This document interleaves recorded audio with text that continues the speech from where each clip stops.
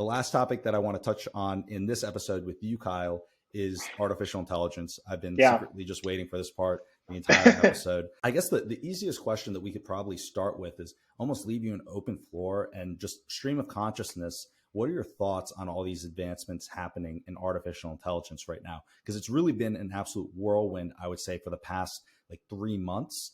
And I know that you have been, as well as myself, have been following artificial intelligence and been thinking about it, talking about it for, at least, when was our last podcast? Like a couple of years ago. At least a couple of years we've been thinking about these topics, whereas the general public is now, I would say, starting to hear more about it and get dialed in. So just your general thoughts to start.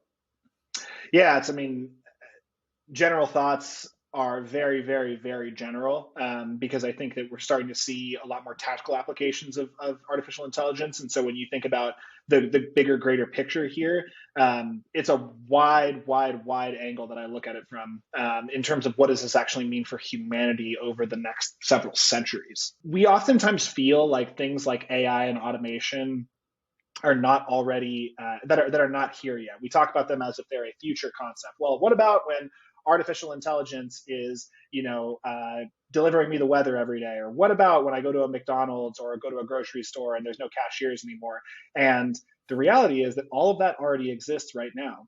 It exists in forms that we take in many ways as just being a part of our day to day. This very computer that we're on right now having this podcast, Will, is already a massive step towards us leaning more heavily on technology as our crutch. A phone, an iPad, an Apple Watch, an Aura Ring. All of these different tools are all of a sudden starting to integrate us more with technology to the point where we're starting to sort of feel like a cyborg. I mean, how much less of a full human do you feel when you leave your phone inside and you go out for a walk? All of a sudden, you start to feel a little bit detached from yourself. I mean, I know for me, for example, I pour a lot of my mind into the notepad on my phone because my mind, I realize, is really insignificant and weak, and it needs an extra set of hands, essentially, to help to keep it operating at its highest rate of speed. Right? I mean, we're far more efficient as humans than we were 100 years ago, but a lot of it is just because technology has already been introduced into our life. So when you talk about my general thoughts on AI, I say, well, we're already far down that path. We're already deeply intertwined with technology. We already are part cyborg.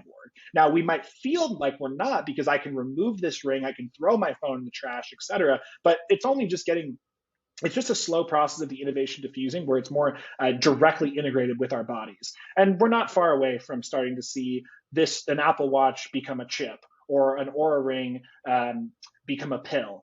These types of things are well within our grasp. And if anything, what the greater, bigger, more powerful minds of the world are doing is they're just warming us up to what that integration of human and technology might end up looking like. Yeah.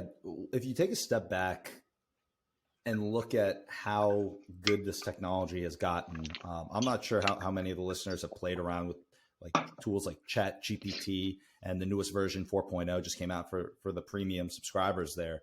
But it is just mind blowing how good these tools are. I mean, when you just think about Google in and of itself in the early days, and even before any of this technology, it's pretty revolutionary, disruptive to the way the education system works, right? Yep. It's kind of silly that when you're in school, you're not allowed to use this tool that you're going to be using all the time when you graduate. And when you take a step back and look at how quickly this tool is improving, and understanding just when you're building these models, one of the big limitations right now is really just data center infrastructure and like the compute potential for running this type of a model. The people who get good with AI and are able to interact with the tool quickly are going to be able to be so much more productive than everyone else that doesn't get to use that tool. Imagine trying to compete in the world today without understanding the internet, right? If you're not allowed to have a website, not allowed to leverage any digital infrastructure, you're going to get absolutely smashed. And right now we're in a weird place where it's almost like that type of a step change, except we're not in a world where all the companies are leveraging the AI tools in a very efficient way. I took like a week and a half off of just pure deep work studying, trying to figure out how to interact with these tools, how to leverage it. Like one of the cool tips that if you're listening, and I recommend you try this, you might have already tried it at some point, Kyle, but you can almost turn the AI into any expert in the entire world. Like let's say that you are trying to learn from, you're trying to build a nutrition plan, for example. Say, pretend that you're a professional bodybuilding coach who specializes in men's physique, and just like, now it's like that person that can give you advice and say, create me a diet plan or create a workout plan for a man that has been lifting for 5 years, or just literally put yourself, and you can consult with this AI as if it's the world expert. Pretend that you're world class. Pretend you're the best, world class CEO, entrepreneur in the world, and then work back and forth with it, communicate like it's a mentor. It all kind of comes back to what you had actually mentioned earlier in the conversation when we were talking about the entertainment side, where there's always going to be creatives and their role in the future is going to become more and more important. I agree that especially in a world where these tools are very powerful, the creatives and the people who are building and leveraging those tools are going to be playing a very important role in society. But overall, I think that this is a great place to actually wrap it up. Thank you so much for coming on to the podcast, man. This has been absolutely incredible. I always love talking to you, learning from you, and we're definitely going to have to get you back on the podcast at some point.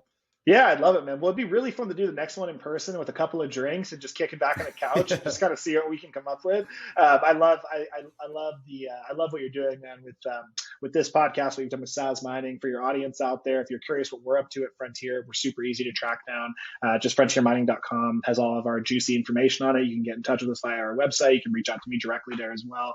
I'm not as heavily present on social media, and that's a whole nother conversation that we can save for a future podcast. But if you do want to track me down personally, probably at least for these professional interactions, best places to find me is either on LinkedIn, or you can also find me on Instagram, Kyle A. Heron on Instagram. And beyond that, we have an interesting road ahead of us, man. If we have these 2-year check-ins every once in a while, the conversation is going to look totally different each time, even with the same questions asked. I know that the answers that I provided, some of the questions you posed on our last conversation, probably look different than today. Lord knows 2 years from now, man. I probably will just have GPT come on and have this little conversation on my behalf. I'll just say, respond to Will's questions like I would. Yeah, no, it's absolutely crazy. I'm excited to see how it goes, and we'll stay in touch with everything that's happening. 100%, man. Well, best of luck with the podcast, man. If I can support it all, please let me know. I've got a ton of smart people that I'm sure would be happy to be on. So give me a holler if you need guests. And otherwise, man, have a great rest of your week, and we'll connect again soon.